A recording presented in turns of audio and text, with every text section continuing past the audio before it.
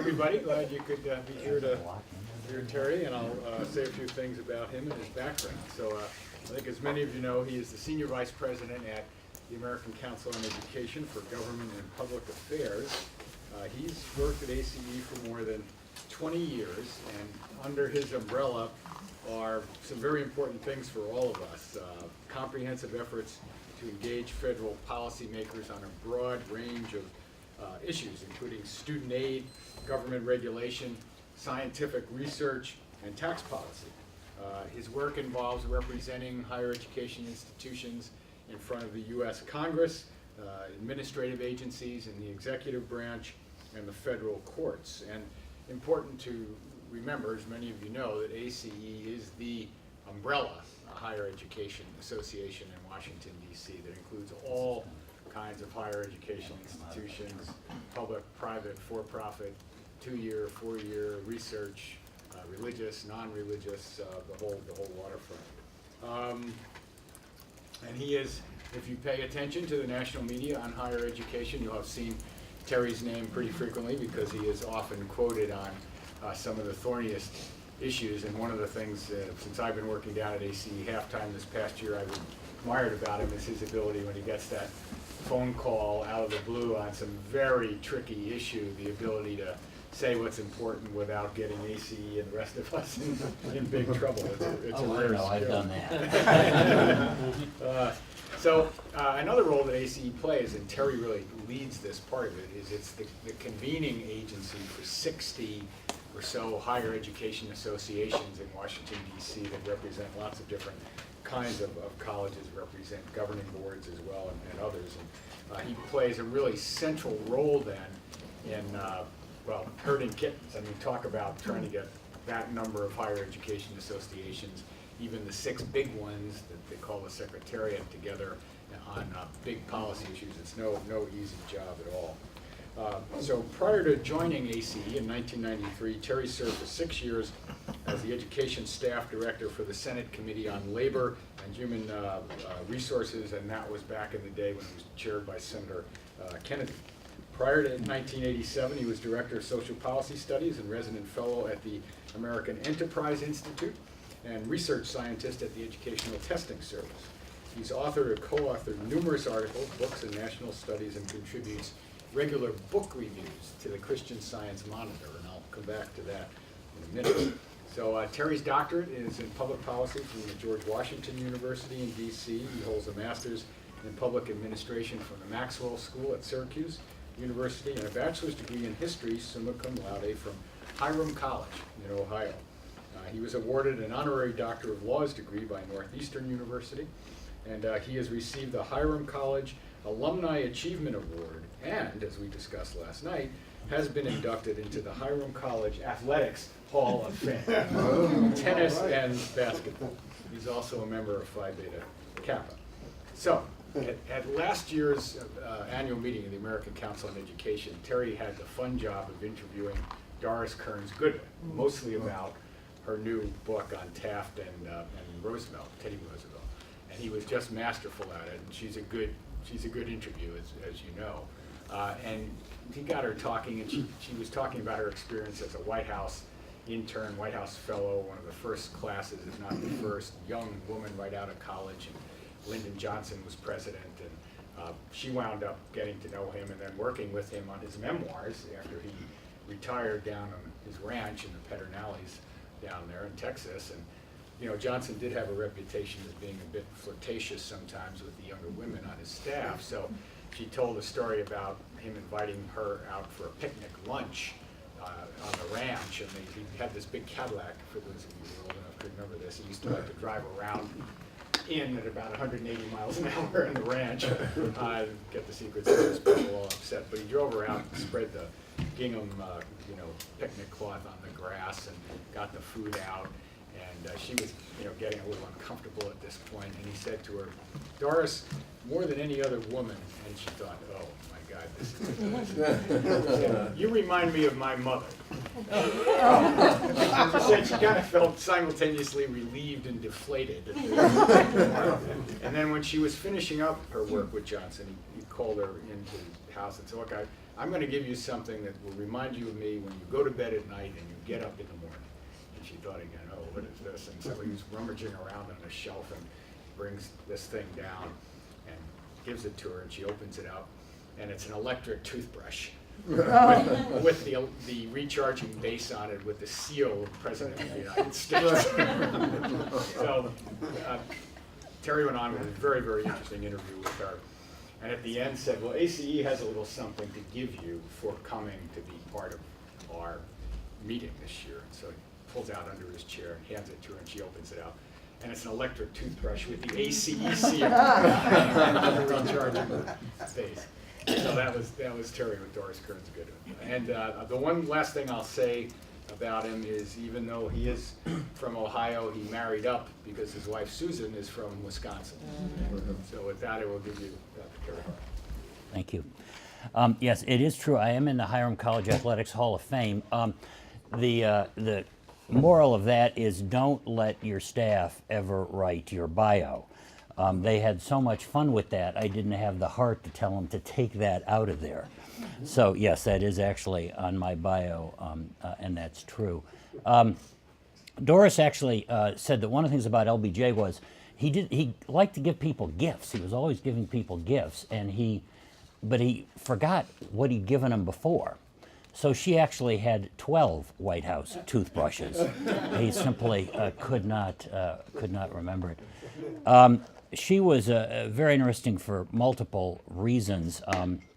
As a White House she'd been accepted the White House Fellows Program and assigned a fellowship in the White House. And shortly after this was announced, the Atlantic magazine published an article she had written entitled "How to Dump LBJ in 1968." And she found herself with her fellowship in the Housing and Urban Development Department. But got to know Johnson throughout the fellowship year, and eventually went to work in the White House, and became his biographer, his first biographer. And Lyndon Johnson in The American Dream was a sort of psychological portrait of Lyndon Baines Johnson. And for those of you who didn't live through that time, he was a pretty weird guy sitting in the presidency. Well, I'm very happy to be here. Thank you to WISCAPE for inviting me, and thanks to Kevin for making it possible for me to get out of Washington for a day and enjoy the lovely winter weather in Madison. I really appreciate the chance to be here. Let me just say how pleased I am to see Professor Lee Hansen again. Lee Hansen has been working in the vineyards of higher education finance for half a century.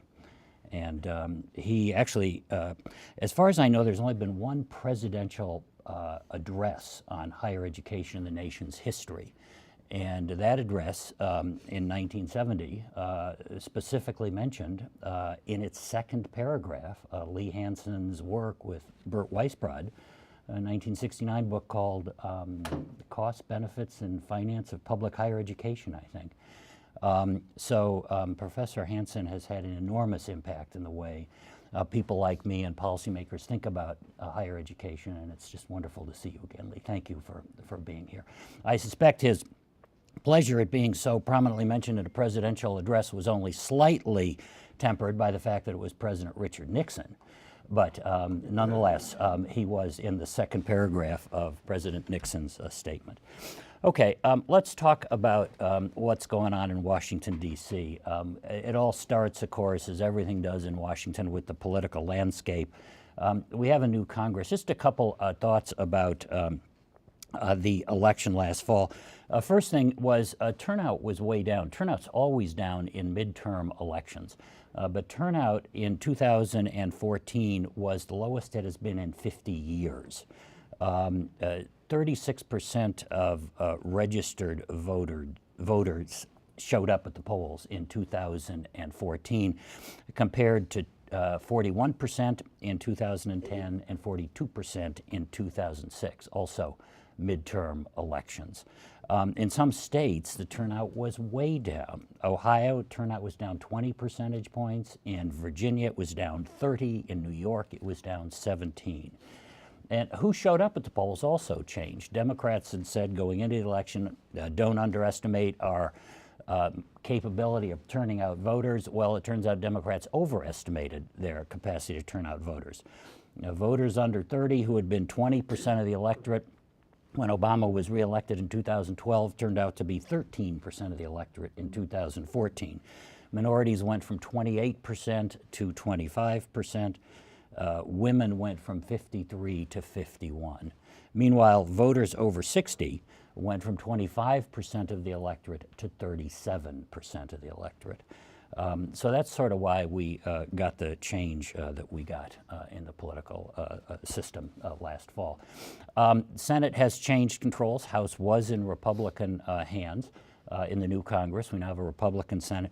Interestingly, between 1895 and 1980, control of the Senate changed hands 7 times. Since 1980, control of the Senate has changed hands 7 times. We are living in a real era of political instability. You have to go back literally to the decades right after the Civil War to see a period when political control of Congress was changing as rapidly as it is changing these days. That has big implications for public policy, because if you're in the minority, you're not thinking about good public policy, you're thinking about how do we get back into the majority. And your desire to contribute constructively to the public policy process is much less than it used to be.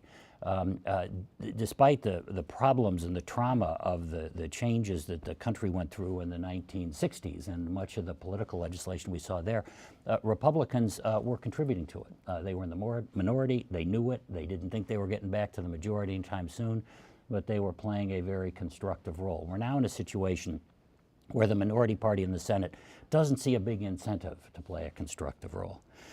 246 Republicans in the House, 188 Democrats. That's the biggest number of Republicans since the end of the Second World War. 54 Republicans in the Senate, 46 Democrats. The big news is they do not have 60 Republicans in the Senate, and therefore the Democrats will be able to filibuster stuff that they don't like, and we've already started to see that, as I'll mention in a minute. Timetable. The president submitted his budget last Monday. This is really what sort of starts the year in Washington. The president sends up a budget. Congress will start to take it apart. The House and Senate will both pass things called a budget resolution, which sets the size of the fiscal pie. It doesn't really talk about how much money for individual programs. This is not about how much for NIH or how much for TRIO. This is how much money do we have to spend? What's the revenue going to be? What are the expenditures going to be on entitlements? How much for defense? How much for international? But it's at that macro level that they will do it. Once they finish the budget resolution, which does not have to be signed by the president, this is just Congress's blueprint, then they will start passing spending bills. And these bills, they have to pass 12 of them. Presumably, they're supposed to pass them by September 30th. Those do have to be signed by the president. And this is where we get into how much for the individual programs and the individual agencies.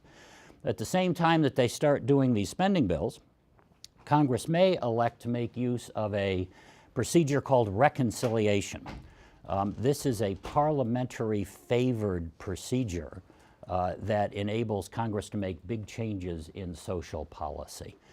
Parliamentary favored for 2 reasons. Can't be filibustered in the Senate. There's an absolute 50-hour time limit on it, and it only takes 50 votes to pass it.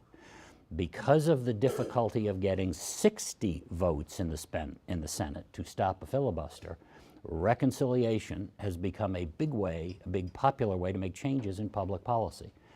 President Obama's Economic Recovery Act was passed through reconciliation. The Affordable Care Act was passed through reconciliation.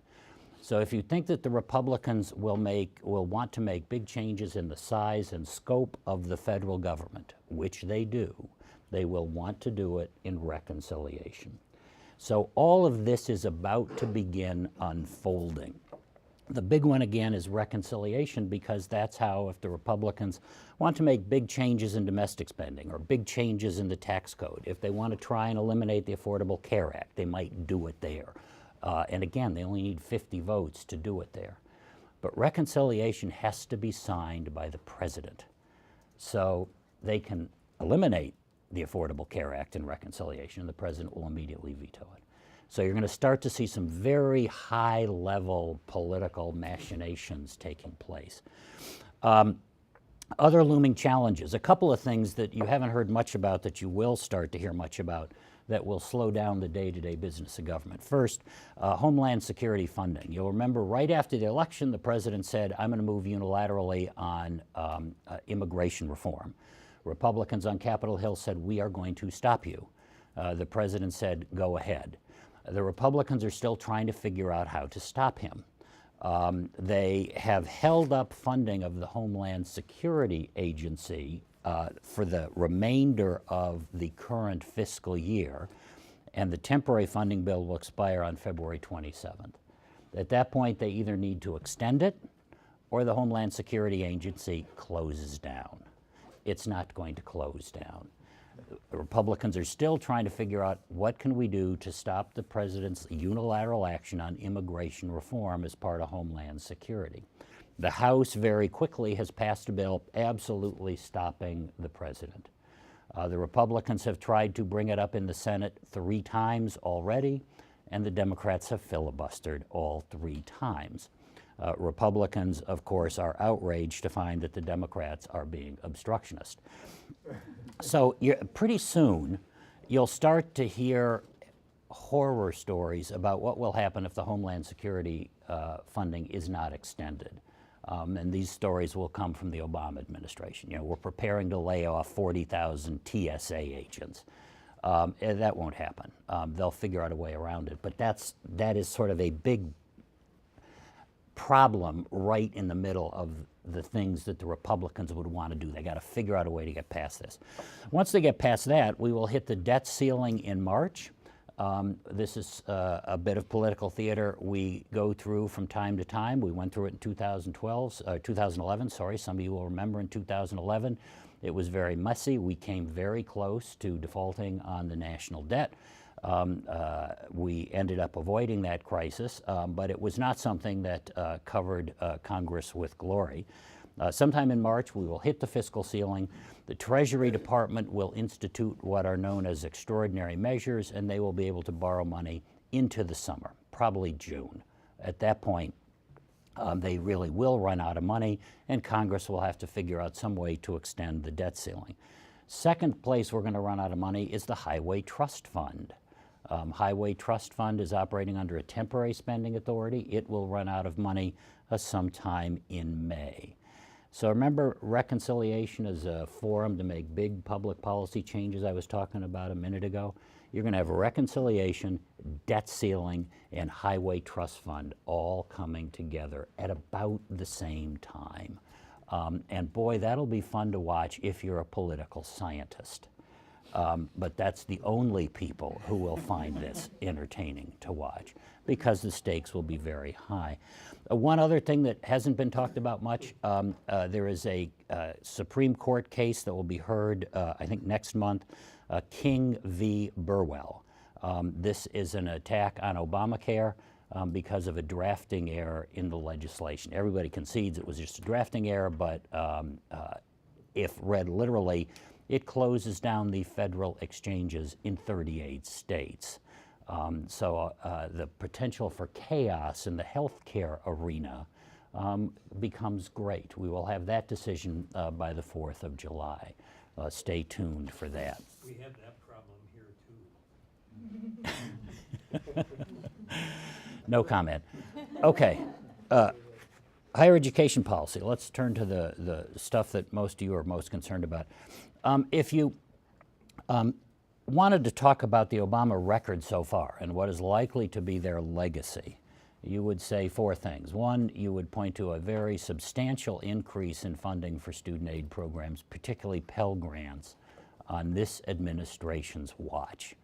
This administration essentially killed, not essentially, this administration killed the bank-based federal student loan program, put all the money into direct lending, and took a big chunk of the savings and put that into Pell Grants.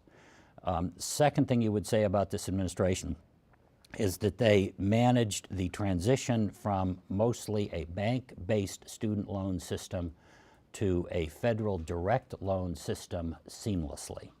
There were great concerns that the Department of Education would simply collapse in an echo of the problems we had in the healthcare rollout. That didn't happen. Now, the Department of Ed is having trouble with servicing the student loans in ways that we have not seen before, but they did manage the rollout of the student loan program pretty effectively. Third thing you would say about the Obama administration is they have really turned up the pressure on for-profit schools. First decade of this century, for-profit schools were the best, publicly traded for-profit schools were the best performing stock segment on Wall Street. They grew enormously and rapidly between 2000 and 2010.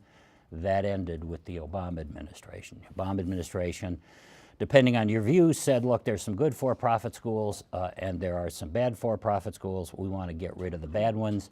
Alternatively, if you're in the for-profit school business, you would say they have waged a war on for-profit schools.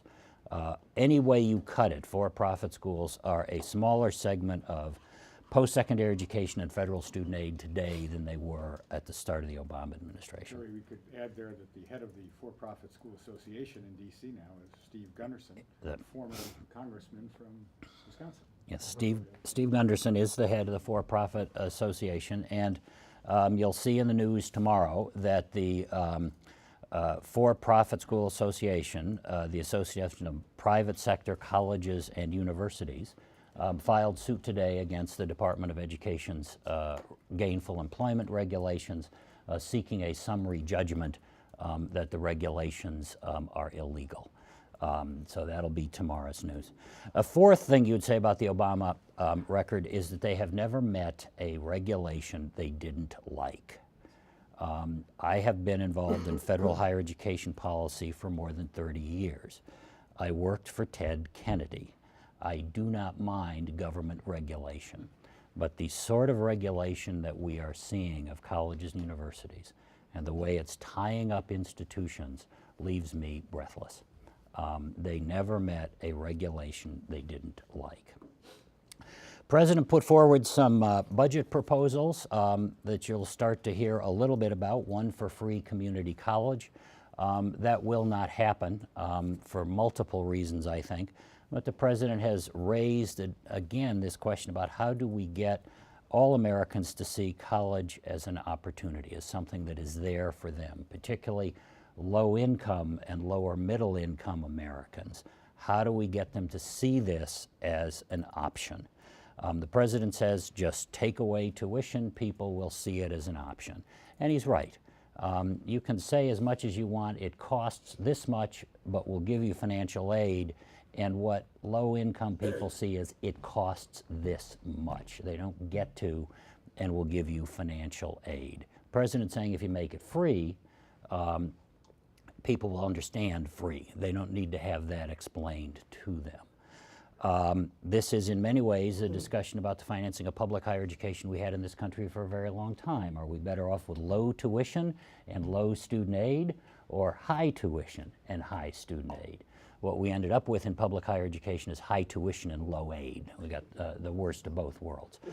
But the president's essentially saying we need to go back to that old model of no tuition as a way of saying to people, college is for you. I think the debate that he's raised, the question he wants to discuss is important. The plan, for multiple reasons, not the least of which is a $60 billion price tag, will not happen. Second thing that the president wants, also consistent with something they have been talking about for a long time, is a bonus fund for schools with high Pell Grant graduation rates. Administration says we want schools to be admitting and graduating more Pell Grant recipients. We know some schools are better at this than others, therefore we will create a fund that would provide money to schools that do a particularly good job of that.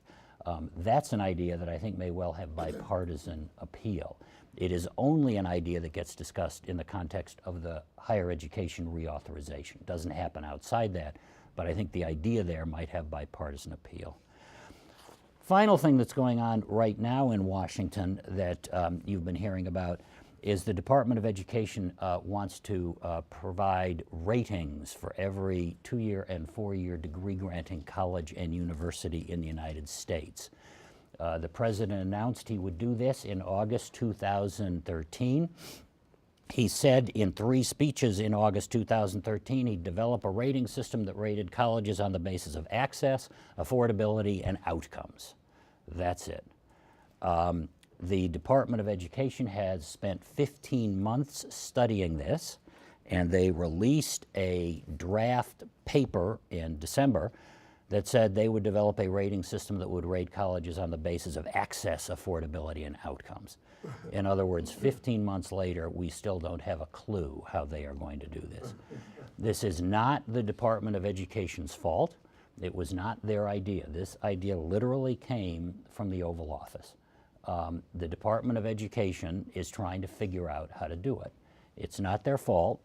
I always go to great lengths to tell people it wasn't their idea, but we will blame them for it because they're going to issue ratings in August for every institution in the country. What are the problems with this? Well,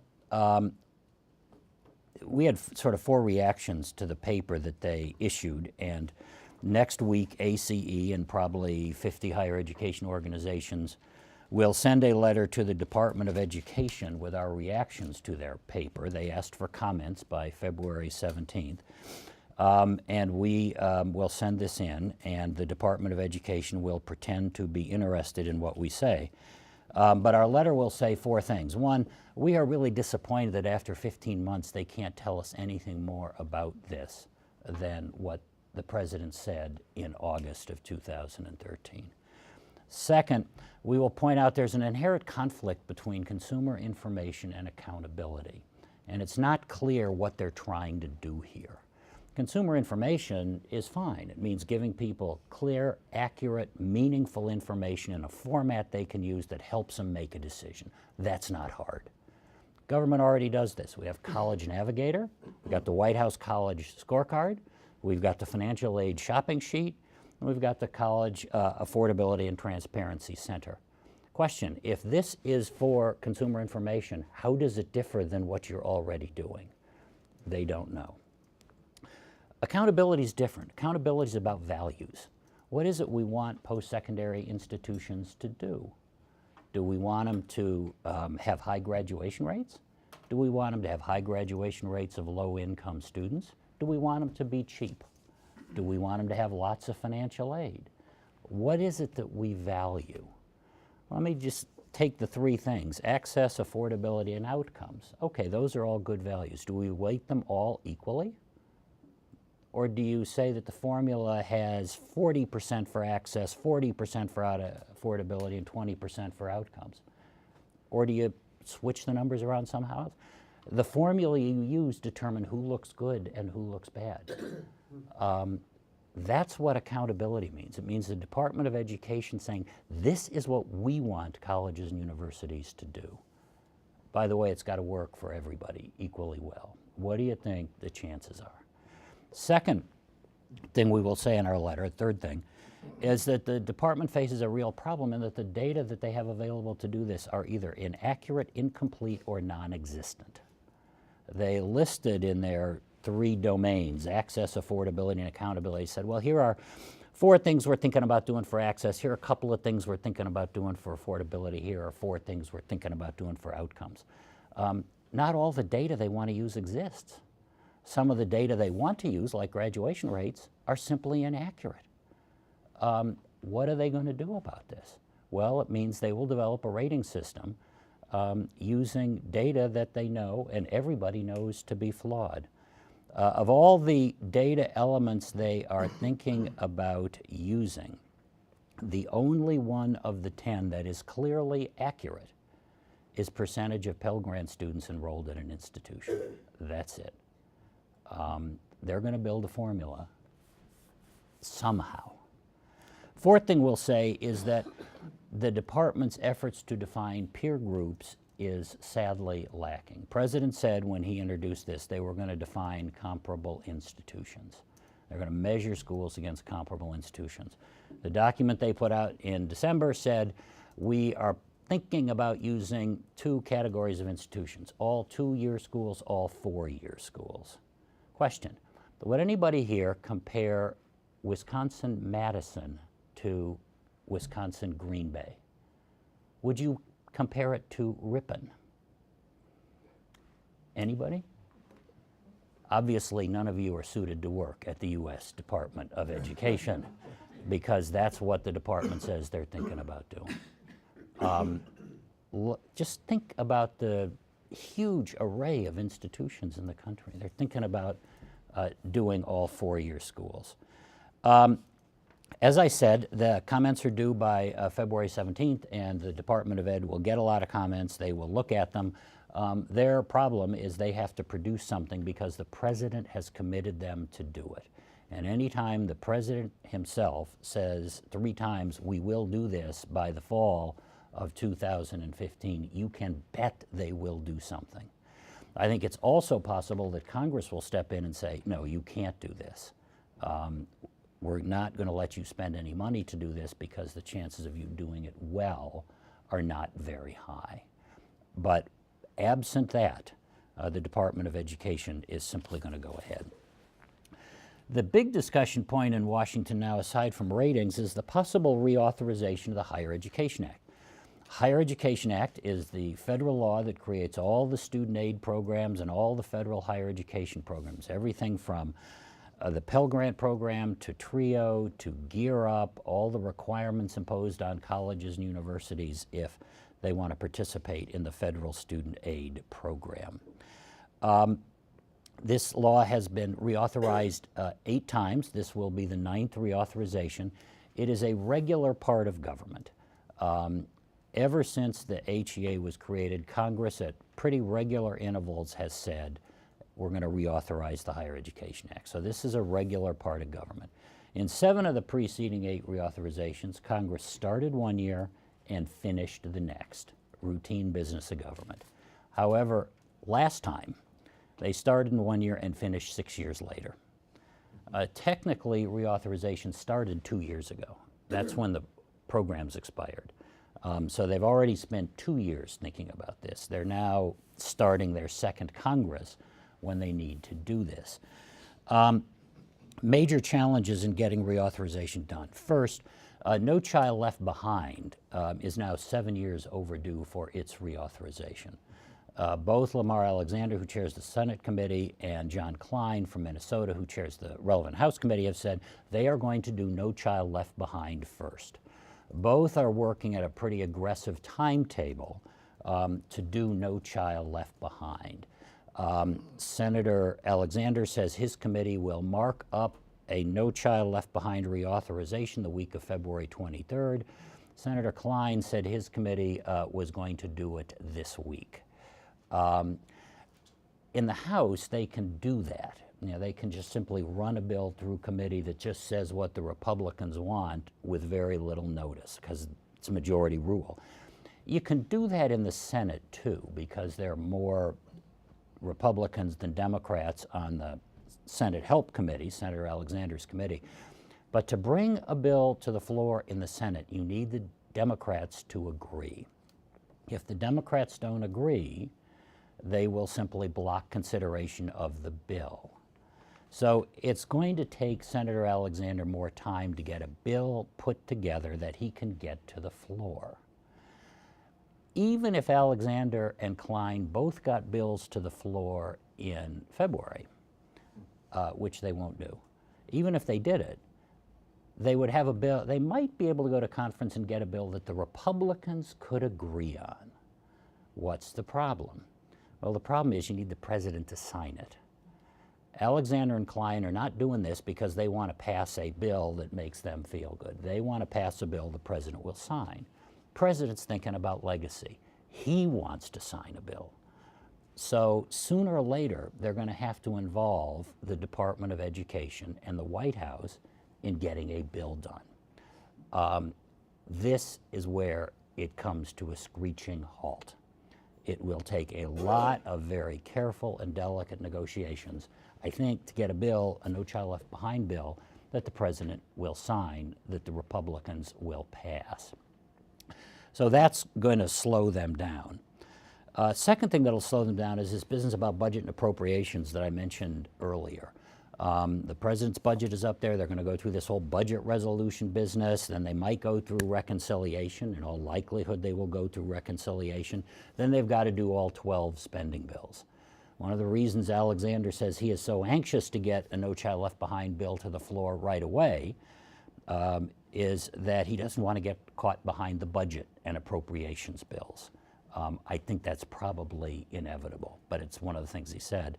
And of course, not just budget and appropriation, but we'll have debt ceiling, we'll have the Highway Trust Fund, we'll have the Homeland Security debate. So all that kicks in and complicates efforts to move a higher education. It'll complicate efforts to move No Child Left Behind.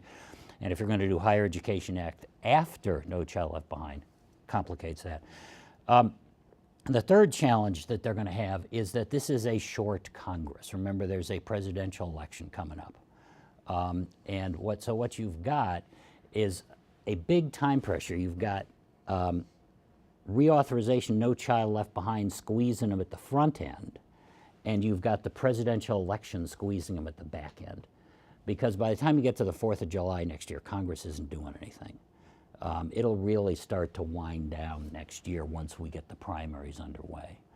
And given how many Republicans are likely to be running for president that are now in the Senate, that too will slow things down because Mitch McConnell will need to have enough Republicans around to win votes. So you're going to see a real time squeeze to get higher education reauthorization done in this Congress. As I mentioned, I don't know if it'll get done. They're certainly talking about it, and we are paying attention as if it will. But let me talk to you about some of the issues that are going to be on the horizon when they do get around to reauthorizing the Higher Education Act. These are things that folks are talking about. First thing that they're talking about is simplifying FAFSA. This is the holy grail of federal higher education policy. Every time Congress reauthorizes the Higher Education Act, they want to simplify the FAFSA. How many times have you heard that in your career? The paper version of the FAFSA is now 110 questions long. Don't know if any of you have ever printed out the FAFSA and looked at it, but you might enjoy doing it just for gags. One of the things you will notice if you do this is that we ask them the state they live in 3 times. I'm not making this up. 3 times you are asked, what state do you live in? Why do we ask them that 3 times? Well, because they're questions on the form that states want asked. And states want them asked in a very precise way.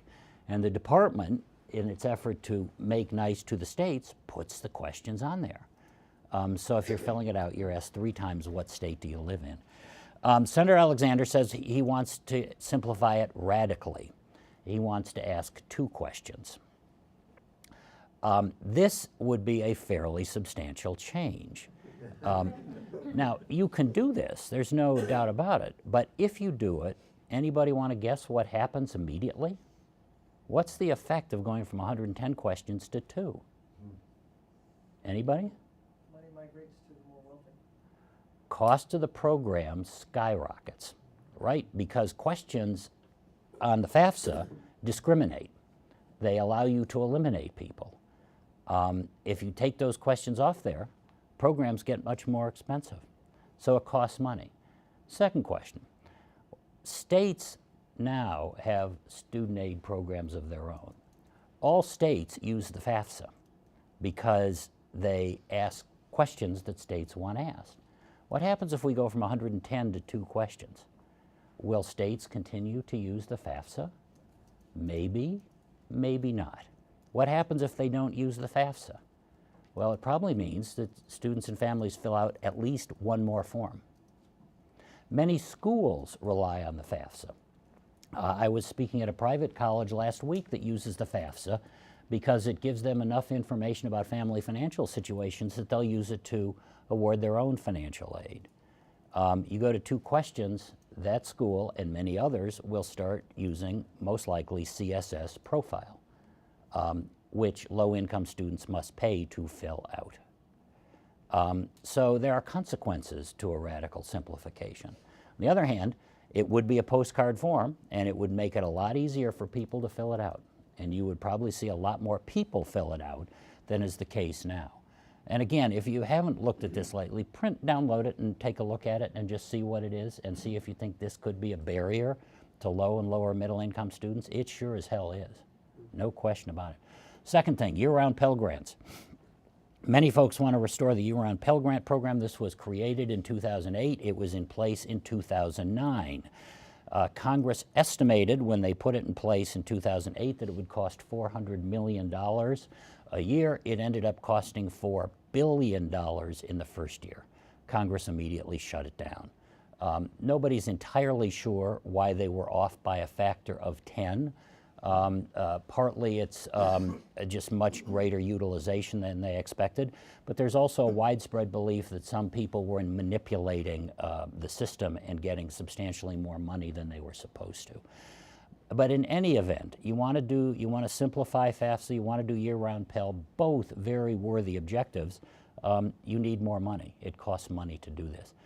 By the way, the administration in their budget, something that hasn't gotten much attention, announced they want to take 27 questions off the FAFSA themselves. So everybody wants to simplify the FAFSA. A third thing, restructuring the loan programs. There are currently 7 federal student loan programs. Most people, myself included, probably couldn't name them all. There are 7 student loan repayment options. Very few people, including some financial aid officers, can name them all.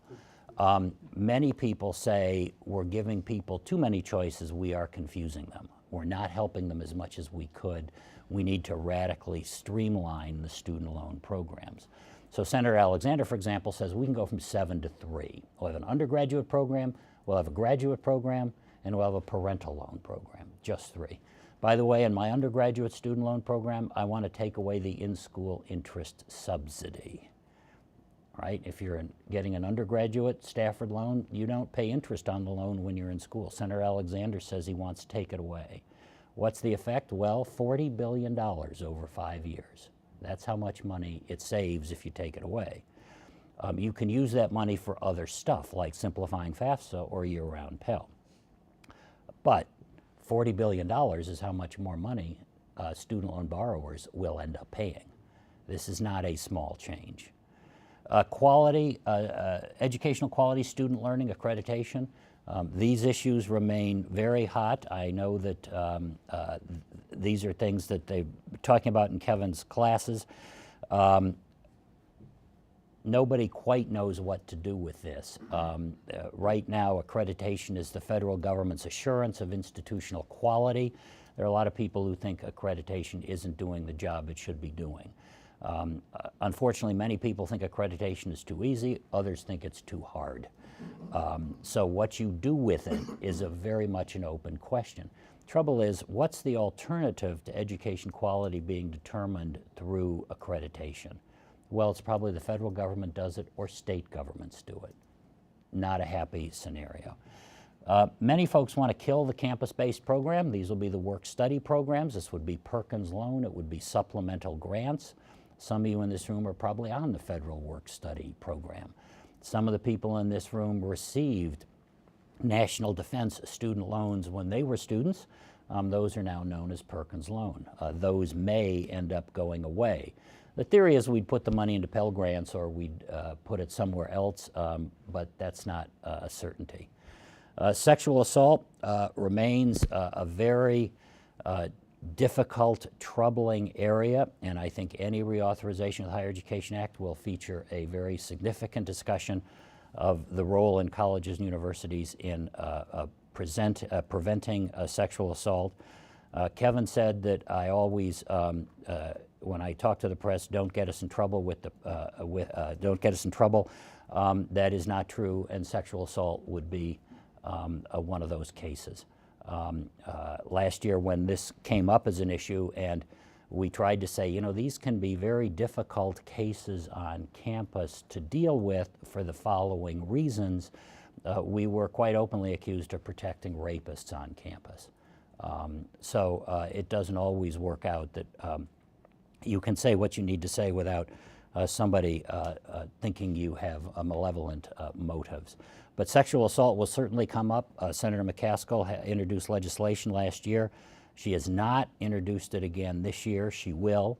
But I think what's happened over the last year is that some of the complexities of this have begun to become apparent to the people who drafted the legislation. They're trying to figure out how to address those complexities, improve our capacity to handle sexual assaults on campus without creating new problems. And that's a difficult balancing act.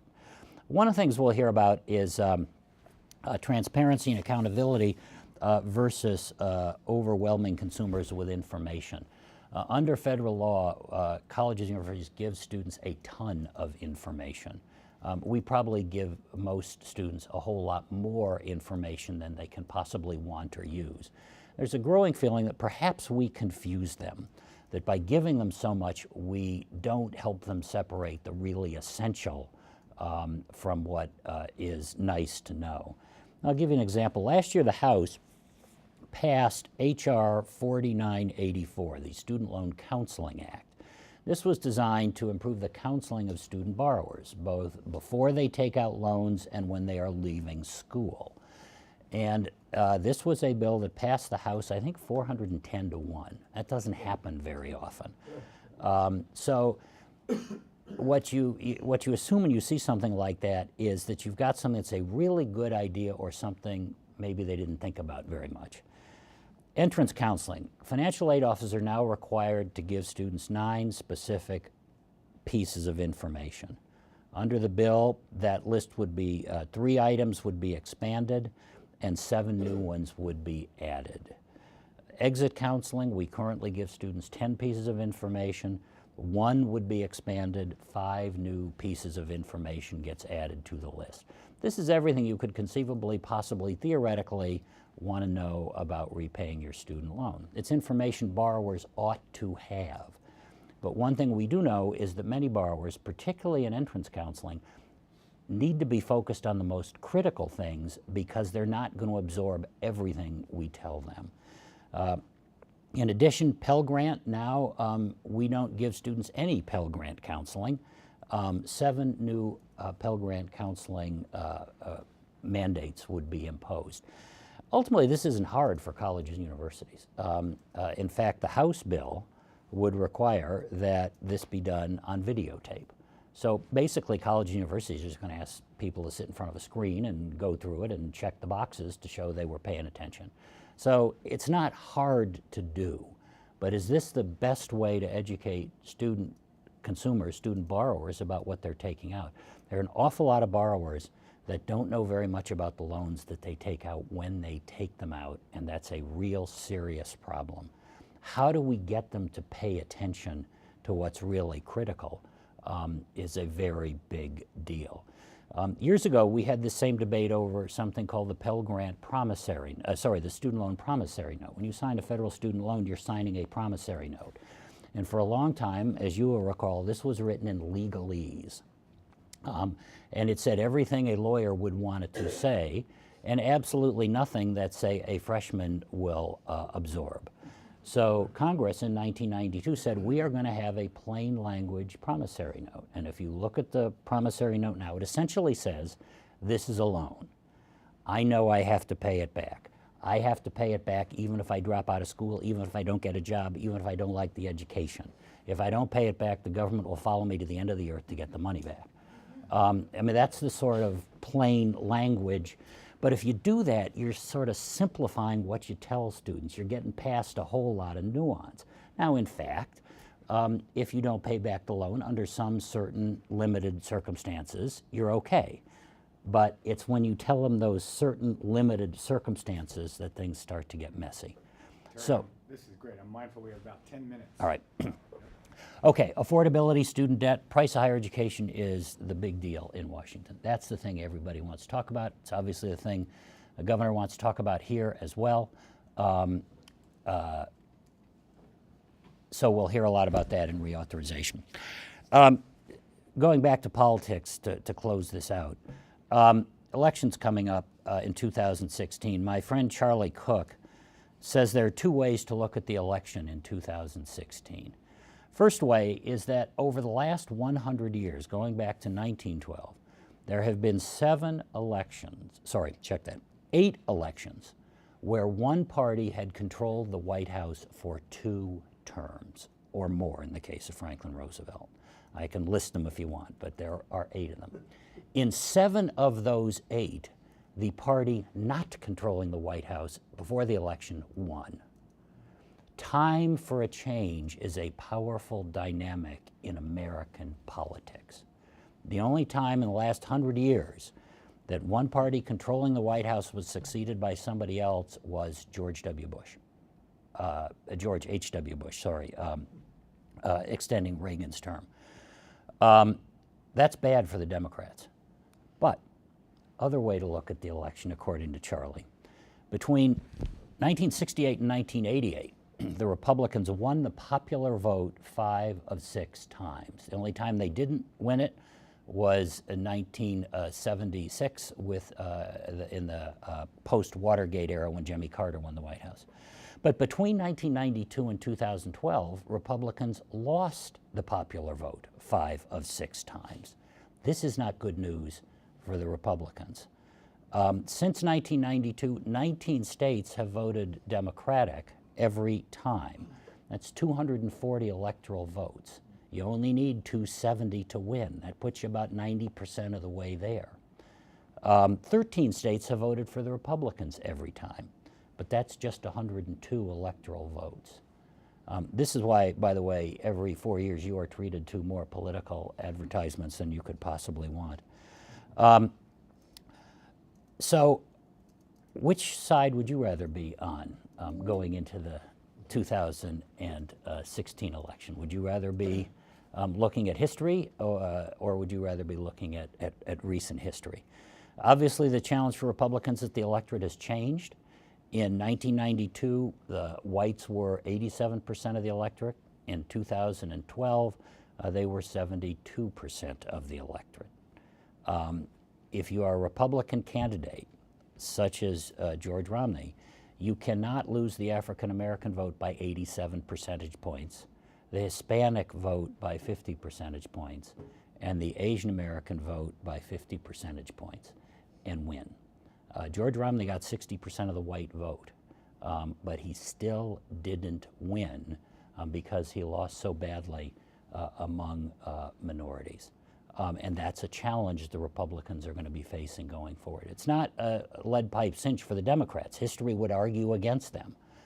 I think if you're looking at one thing over the next couple of years, 18 months, look at Obama's popularity. If he's popular, that's really good news for the Democratic candidate because that sort of dampens the time for a change view. And in recent months, his popularity has come up. His popularity is much higher now than it was at the November election. Anybody know why? Economy? Anybody else? What did he say about immigration? His popularity among Hispanic Americans went up 20 percentage points overnight. So once again, we see the changing electorate. Sure, the economy is better. That's absolutely a correct answer, no question about it. But there's this other side of it that really hasn't been talked about in the national media, which is he is much more popular now among Hispanic Americans than he was at the election when they thought that the Democrats were taking them for granted. So we'll see. I will stop. I'm sorry I went on so long. I'm happy to take questions or trade jokes, talk about the Packers or whatever. You can see why Terry is justifiably regarded as the dean of the higher education government relationist, right? What he's talked with us about and how he's talked with us about it today. So, Jason, the floor is open for questions, comments, reactions. Terry, so much of the higher education policy in recent years has been done through reconciliation rather than through reauthorization of the Higher Education Act. And we see, again, all the prospect looks like, once again, it's going to be driven by budget and appropriations rather than legitimate policy engagement. What's your take? Well, I think that's a very big, first of all, you're absolutely right. Put another way, we've had one reauthorization of the Higher Education Act since 1998. Higher education has changed dramatically since 1998. Federal policy, which always lags, right, because we're sort of figuring these things out after the fact, only done it once. And I think it has been done through reconciliation and increasingly this administration through the regulatory process.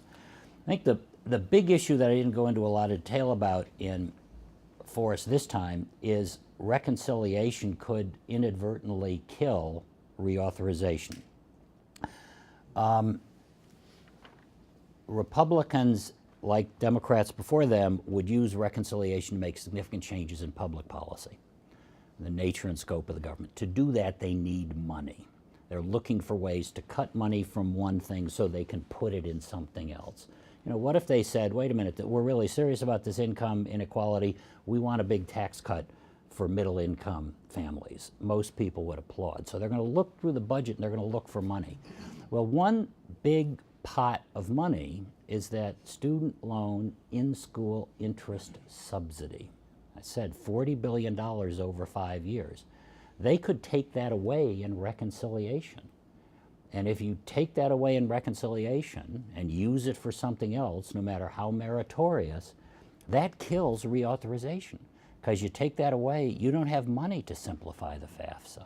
You don't have money to do the other things that they want to do as part of reauthorization. So that's, I think it's very much a possibility. And I know that the Republican, this is one of those things where you sort of think everybody in the political party is all on the same side, and they are, but I know that some of the Republicans who work on the committees that are responsible for reauthorization are looking at this impending budget reconciliation and saying, if they take that money away, we're dead.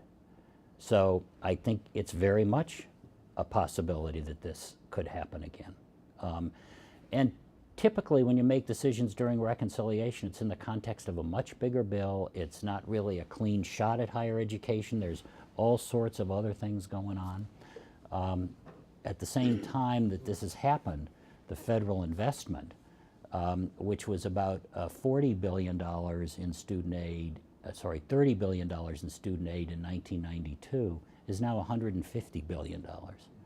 So we're making very big policy changes through the budget process without necessarily thinking of them as higher education issues. The other problem, in addition to the $40 billion for the interest subsidy, is that a huge portion of the rest of the money for education is in the tax bill.